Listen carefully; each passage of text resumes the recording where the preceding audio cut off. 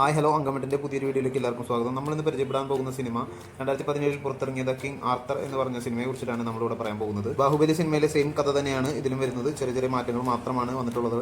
ബാക്കിയെല്ലാം അതേപോലെ തന്നെയാണുള്ളത്. ഈ കഥയിലെ നായകൻ രാജാവിൻ്റെ മകനാണ്. രാജ്യത്ത് പൊട്ടിപ്പുറപ്പെടുന്ന ഒരു കലാപത്തിൽപ്പെട്ട് മഹാരാജാവും രാജ്ഞിയും മരിക്കുകയാണ്.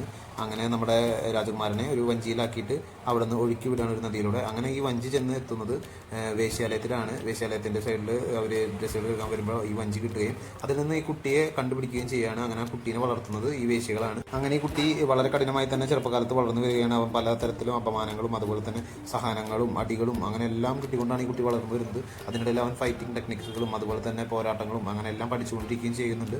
അങ്ങനെ വളർന്നു വരുന്ന സമയത്താണ് രാജകൊട്ടാരത്തിന്റെ സമീപത്തായിട്ട് ഒരു വാൾ കണ്ടെത്തുകയാണ്. ആ വാളിരിക്കുന്നത് പാറയിൽ കുടുങ്ങിയിട്ടാണ് ആ വാളിരിക്കുന്നത്. പലരും വന്നിട്ട് ആ വാൾ എടുക്കാൻ നോക്കും, എന്നാൽ ആർക്കും ആ വാൾ കിട്ടില്ല. ദുർമന്ത്രവാദികളുടെ അടുത്ത് പോയിട്ട് നമ്മുടെ രാജാവ് ഇത് എങ്ങനെയാണ് നശിപ്പിക്കുക, അല്ലെങ്കിൽ ഈ വാൾ എങ്ങനെയാണ് എടുക്കുക എന്ന് ചോദിക്കുകയാണ്. അപ്പോൾ പറയും അതിൻ്റെ അവകാശികൾ തന്നെ വരണമെന്ന് പറയുകയാണ്. അങ്ങനെ അവകാശിനെ കണ്ടുപിടിക്കാൻ വേണ്ടിയിട്ട് രാജാവ് സൈനികരോട് പറയും എല്ലാ യുവാക്കളെയും കൊണ്ടുവന്നിട്ട് ഈ വാൾ എടുക്കാൻ നിർബന്ധിക്കുകയാണ്. അപ്പോഴാണ് അവകാശികൾ കിട്ടുള്ളൂ എന്ന് പറയുകയാണ്. അങ്ങനെ സൈന്യം ഇറങ്ങിയിട്ട് എല്ലാ യുവാക്കളെയും പിടിച്ചിട്ട് ഈ രാജ്യത്തേക്ക് കൊണ്ടുവരികയാണ്. അങ്ങനെ കൊണ്ടുവന്നിട്ട് പലരും വന്നിട്ട് എടുക്കാൻ നോക്കും, അത് കിട്ടില്ല. അങ്ങനെ നമ്മുടെ രാജാവ് വന്നിട്ട് ആ വാൾ എടുക്കുകയാണ്. അതിനുശേഷം കഥ ഫുൾ ചേഞ്ച് ആവുകയാണ്. അങ്ങനെ നമ്മുടെ നായകൻ അവിടെ തടവിലാവുകയാണ്. അപ്പോൾ അങ്ങനെ ആ രാജാവ് ഇവനെ കൊല്ലാൻ വേണ്ടിയിട്ട് തീരുമാനിക്കുകയാണ്. കാരണം എന്താണെന്ന് വെച്ച് കഴിഞ്ഞാൽ ഈ രാജാവാണ് നമ്മുടെ കഥയിലെ വില്ലൻ.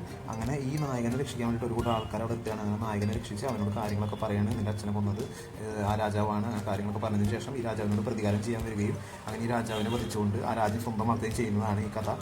ഇത് ഏകദേശം ബാഹുബലിയുടെ അച്ഛൻ്റെ കഥ തന്നെയാണ്. അപ്പോൾ ഈ സിനിമ നിങ്ങൾക്ക് കാണുന്നുണ്ടെങ്കിൽ നമ്മുടെ ടെലിഗ്രാം ലിങ്ക് നമ്മുടെ ഡിസ്ക്രിപ്ഷനിൽ കൊടുത്തിട്ടുണ്ട്. അതിൽ കയറിയിട്ട് നിങ്ങൾക്ക് ഈ സിനിമ കാണാവുന്നതാണ്.